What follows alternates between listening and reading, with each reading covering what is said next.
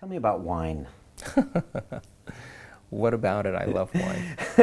What is your relationship with wine? And I know you do with these wine tours, and what can we learn from wine? Because it's not obvious that Dr. Joe would be teaching me about wine and using this material thing to change my state. God, I grew up in an Italian family, and my grandfather, my mother's father, was a great winemaker. He made Burgundies mostly, and had a press down there, and my uncles and my father would go down there, and he would make wine, and we would taste his wine. I mean, I drank wine from the time I was 5 years old. We had wine at every meal from the time I was 5. Everybody drank wine. It was just what we did.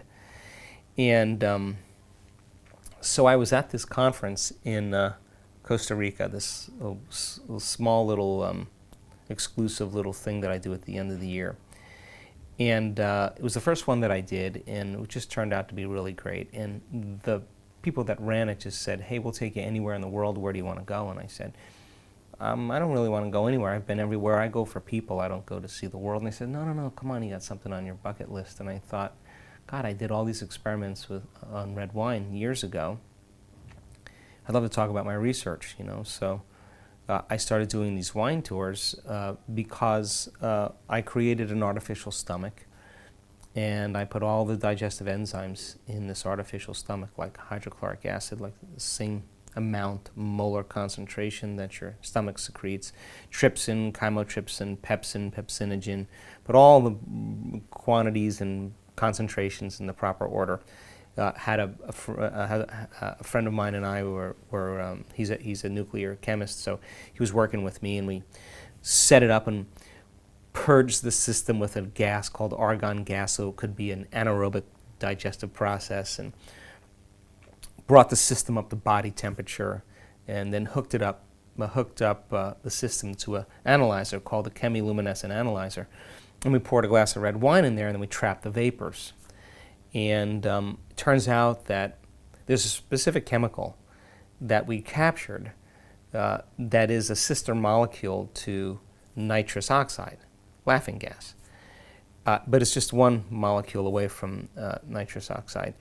And it creates a very strong change in blood flow to your brain and to your heart. So a glass of red wine causes the arteries in your heart and your brain to actually dilate, to actually open up. So now you have more blood going to your heart, more energy going to your heart, and more energy going to your brain.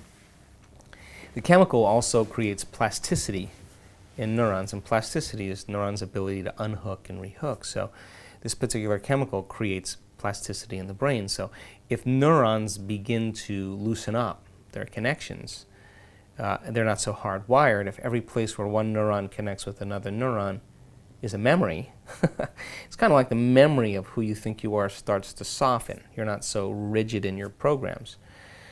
And when we were doing the research, there was a French study right at the same time where, of course, the French do it on 3 glasses of red wine, that it increases the number of dendrites a neuron can grow, produces a chemical called MAP kinase, and it increases by 9-fold.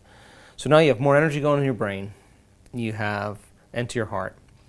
You have a plasticity, so you're not your hardwired self. You got more connections growing, and it's a perfect time, really, to help people to transform.